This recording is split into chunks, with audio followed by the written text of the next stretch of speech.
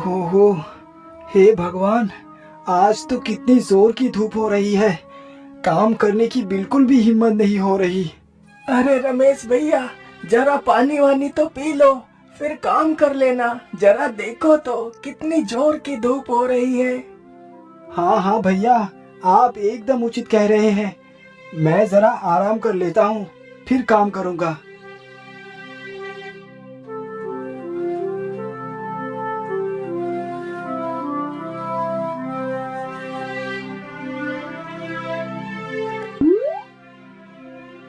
अरे ये क्या, घड़े में तो पानी ही नहीं है। अरे रुकिए जी, आप क्या खाली पेट ही पानी पिएंगे? मैं खाना लेकर आ गई हूँ। पहले आप खाना खा लीजिए, फिर पानी पीना। लेकिन रेणुका, घड़े में तो पानी ही नहीं है। तुम जरा यही रुको, मैं अभी नदी से पानी ले आता हूँ। इतना बोलकर रमेश घड़े को उठाकर नदी की ओर चल देता है।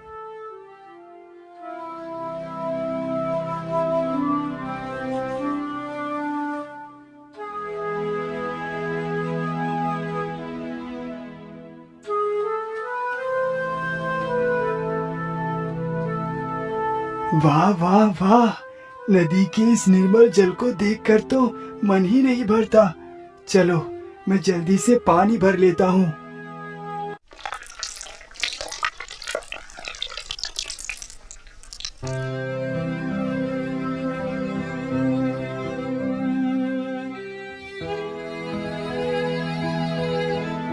इतनी देर हो गई, अभी तक वे आए क्यों नहीं?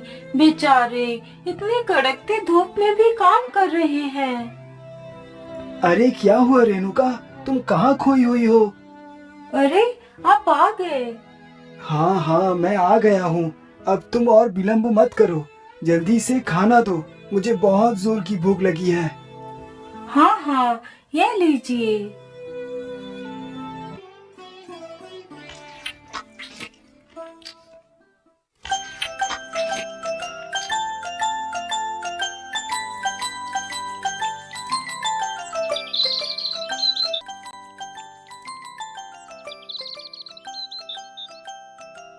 वाह वाह रेणुका, तुम्हारे हाथ में तो जैसे कोई जादू है। तुम्हारे हाथों का खाना खाकर तो मेरा मन प्रसन्न हो जाता है। अरे क्या हुआ रेणुका, तुम इतनी उदास क्यों बैठी हो? कहीं नहीं जी, मैं आपके बारे में ही सोच रही थी। मेरे बारे में? लेकिन तुम मेरे बारे में सोच क्या रही हो? अजी, आप इतनी मेहनत करते हैं, चाहे धूप हो या बरसात, आप हमेशा खेत में ही परिश्रम करते रहते हैं। इस प्रकार आपका शरीर तो कितना कमजोर हो चुका है। लेकिन भाग्यवान, यही तो मेरा कार्य है। इसके अलावा और मैं कर भी क्या सकता हूँ? यदि अनाज नहीं उगाऊंगा तो हम खाएंगे क्या? अरे आप ये क्यों भूलते हैं कि जो खेत में कभी काम नहीं करते हैं तो उन्हें खाने को कैसे मिल जाता है? मैं कुछ समझा नहीं भाग्यवान, तुम कहना क्या चाहती हो? मैं यही कहना चाहती हूँ कि आप तो दिन रात खेत में काम करते रहते हैं और आपके बड़े भाई दिन भर इधर उधर घूमते रहते हैं। क्या कभी वे खेत में काम नहीं कर सकते? अरे भाग्यवान, भैया दिन भर घूमते नहीं है। वो सबका फैसला करते हैं, क्योंकि वो मुखियागिरी करते हैं। और वो भी तो जो कमा कर लाते हैं उसे घर के कार्य में ही लगा देते हैं। जानती हूँ, लेकिन क्या आप मुखियागिरी नहीं कर सकते? आप मुखियागिरी करो और बड़े भैया खेतों में काम करें। अरे नहीं नहीं भाग्यवान, भला मैं मुखियागिरी कैसे कर पाऊंगा? मुझे तो कुछ भी पता नहीं। अरे आप भी ना, यदि पता नहीं है तो पता भी हो जाएगा। नहीं नहीं रेणुका, ये कार्य मेरे बस का नहीं है। अरे मुखिया बनना इतना कठिन भी नहीं है, बस एक लाठी और सिर पर पगड़ी बांध लो, बन जाओ मुखिया जी। अरे तुम इस कार्य को जितना आसान समझ रही हो उतना आसान नहीं है ये।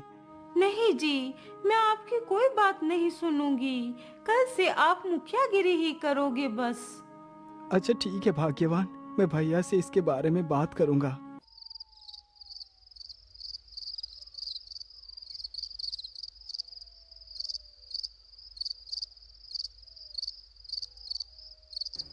क्या तुम मुखियागिरी करोगे? जी भैया, मैं इतने दिनों से खेत में काम करता आया हूँ और आप मुखियागिरी। अब आप कुछ दिन खेतों में काम करें और मैं मुखियागिरी करूँगा।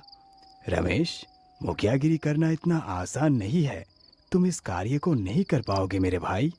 लेकिन भैया, हर कार्य करने से ही आता है। आप मुझे एक मौका दे। छोटे, यदि तुम्हारी यही इच्छा है तो मैं तुम्हें रोकूंगा नहीं। ठीक है, कल से तुम मुखियागिरी करना और मैं खेतों में काम करूंगा।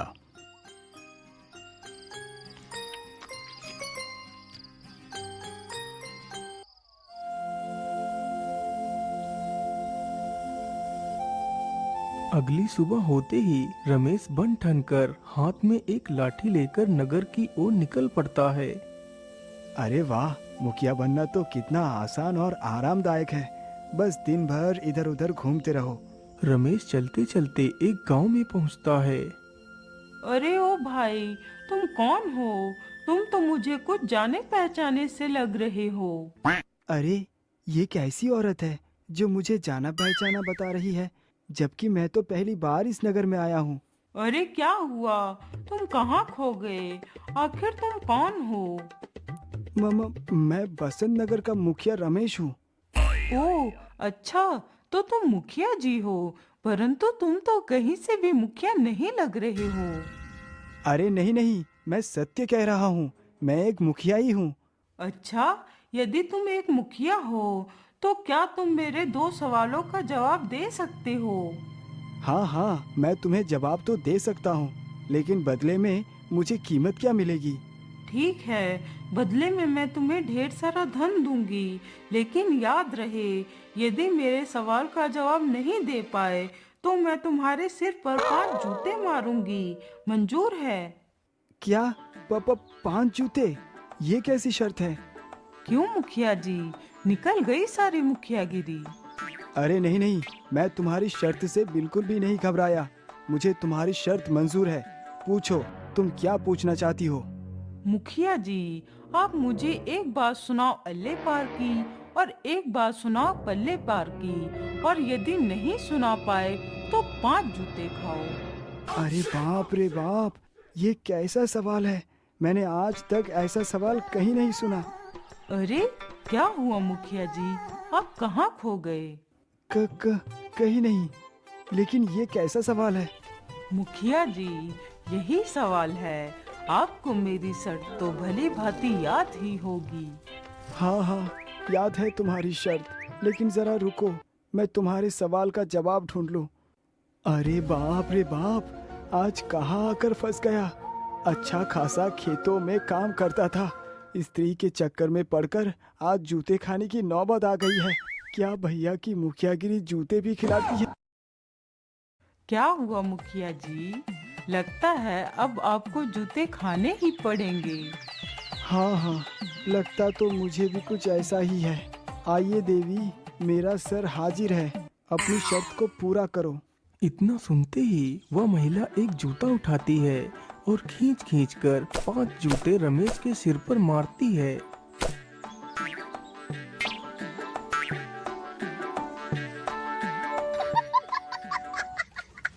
मुखिया जी, अब आप यहाँ से जा सकते हैं।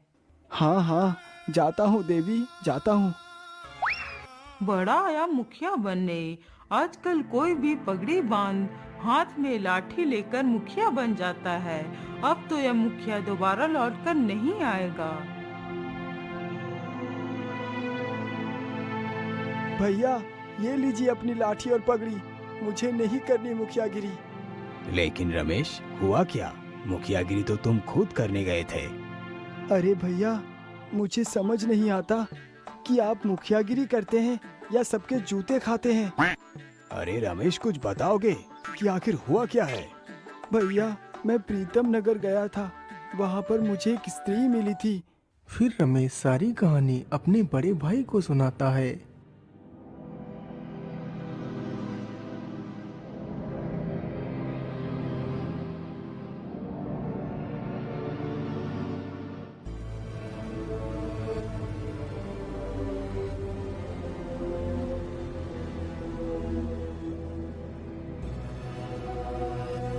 भैया, आप अपनी मुखियागिरी खुद करें।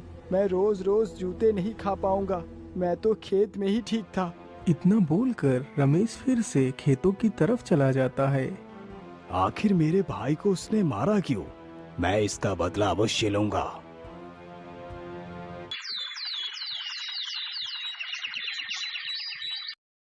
अगले ही दिन भीमा बन ठन कर निकल पड़ता है।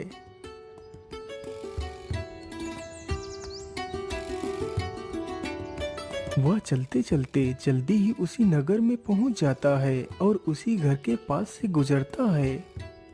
अरे ओ भैया, जरा मेरी बात सुनना। हाँ हाँ बोलिए, आपने मुझे क्यों बुलाया? बस वैसे ही आपके सिर पर पगड़ी और हाथ में लाठी देखकर आपका परिचय जानना चाहा। मैं बसंत नगर का मुखिया भीमा हूँ। ओह अच्छा, तो बसंत नगर का एक और मुखिया आ गया मेरे जूते खाने। अरे, आपने मुझे कुछ कहा? न न नहीं मुखिया जी, मैंने तो कुछ नहीं कहा। वैसे मुखिया जी, मेरे मन में दो सवाल चल रहे हैं। आज तक मुझे मेरे सवालों का जवाब कोई नहीं दे पाया। अच्छा, क्या है आपका सवाल? जरा मुझे भी बताइए। हो सकता है कि मैं आपके सवाल का जवाब दे सकूं। सवाल तो पूछूंगी, लेकिन उससे पहले मेरी एक शर्त है। हाँ हाँ बोलिए, आपकी क्या शर्त है? मेरी शर्त बस इतनी सी है कि यदि तुमने मेरे सवालों का जवाब दे दिया तो मैं तुम्हें ढेर सारा खजाना दूंगी, और यदि नहीं दे पाया तो मैं तुम्हारे सिर पर 5 जूते मारूंगी। सोच लो। हाँ हाँ ठीक है, मुझे तुम्हारी शर्त मंजूर है। बताओ तुम्हारा क्या सवाल है? मुखिया जी, आप मुझे एक बात सुनाओ अल्ले पार की और एक बात सुनाओ पल्ले पार की, और यदि नहीं सुना पाए तो 5 जूते खाओ। अच्छा, ये सवाल है तो मैं तुम्हें पहले अल्ले पार की ही सुना देता हूँ। तुम्हें पता है, जब मैं इस नगर में आया था तो गांव के दक्षिण दिशा में जो जंगल है, उस जंगल में झाड़ियों के बीच एक एक हाथ जितनी लंबी लौकी लगी हुई है। मैं तो देखकर आश्चर्यचकित रह गया। क्या इतनी बड़ी बड़ी लौकी हैं? अच्छा जरा रुकिए मुखिया जी, आप यहीं बैठिए, मैं एक लौकी तोड़ कर लाती हूँ। हाँ हाँ, लेकिन थोड़ा सा जल्दी आना, अभी मुझे बहुत सारा कार्य करना है। इतना सुनते ही वह स्त्री भागकर जंगल की ओर चली जाती है। तभी उस स्त्री का पति आ जाता है।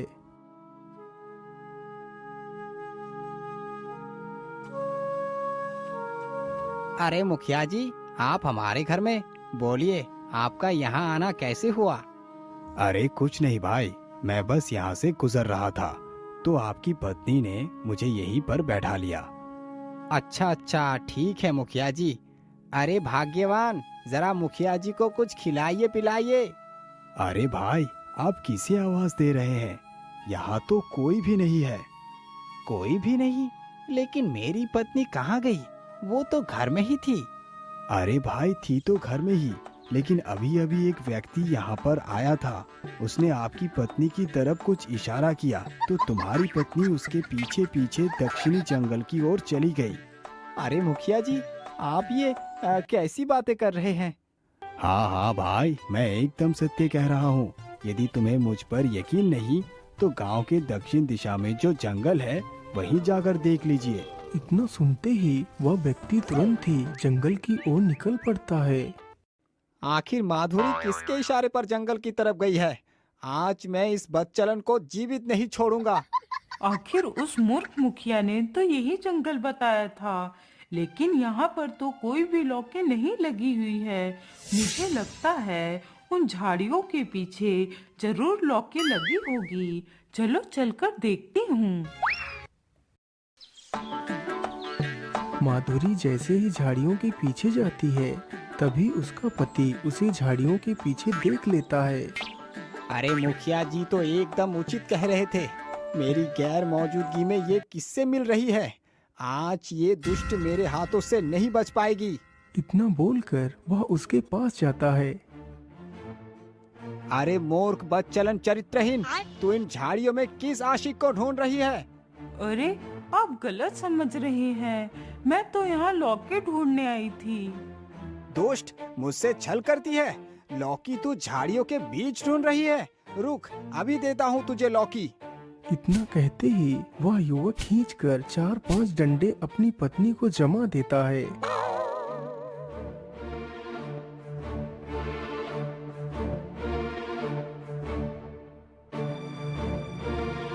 अरे रुकिए भाई, आप कौन है और इस प्रकार घर के अंदर क्यों घुसे चले जा रहे हैं? अरे भाई, ये मेरे जीजा जी का घर है। मैं अपनी बहन माधुरी से मिलने आया हूँ। अच्छा, तो ये उस दुष्ट औरत का भाई है। अरे क्या हुआ भाई, आप कहाँ खो गए? कहीं नहीं भाई, बड़ा ही बुरा हुआ तुम्हारे जीजा जी के साथ। बुरा? क्या बुरा हुआ है भाई? अरे भाई साहब, तुम्हारी बहन के ससुर की मृत्यु हो गई है, इसीलिए तुम्हारे जीजा जी और तुम्हारी बहन दक्षिणी जंगल में बैठकर रो रहे हैं। मैंने उन्हें लाने का बहुत प्रयास किया, लेकिन वो दोनों नहीं आए। अब तुम ही जाकर देख लो। इतना सुनते ही वह भी भागकर जंगल की ओर जाता है।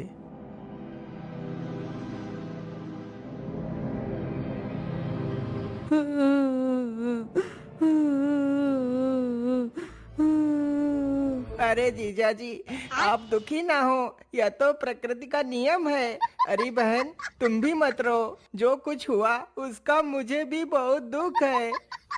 अरे बेवकूफ, ये कैसा प्रकृति का नियम है कि तेरी बहन यहाँ अपने आशिक को ढूंढ रही है और मुझसे बेवफाई कर रही है और तू उसे प्रकृति का नियम बता रहा है? लेकिन जीजा जी, मेरी बहन किसी मृतक के लिए आंसू बहाकर बेवफाई कैसे कर सकती है? क्या मृतक? अरे मूर्ख, यहाँ पर मृतक कौन है?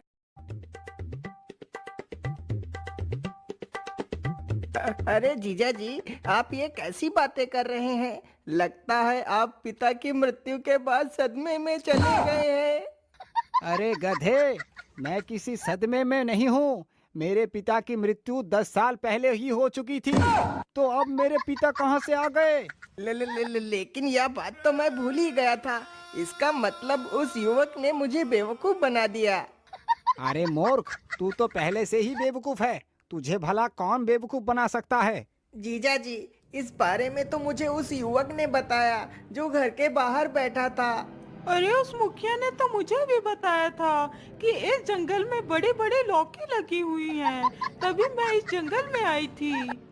अरे लेकिन उस मुखिया ने ही तो मुझे भी तुम्हारे बारे में ये सूचना दी थी।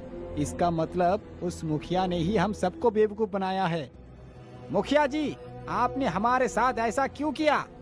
अरे भाई क्षमा करना, लेकिन इसकी शुरुआत आपकी पत्नी ने ही की थी। फिर मुखिया सारी कहानी उस युवक को सुनाता है। क्यों माधुरी, तुम्हारे अल्ले पार और पल्ले पार के प्रश्न का उत्तर मिल गया ना? मुझे क्षमा कर दीजिए मुखिया जी, मुझसे बहुत बड़ी भूल हो गई। कोई बात नहीं, मैंने तुम्हें क्षमा किया, लेकिन भविष्य में कभी भी किसी का परिहास ना उड़ाना।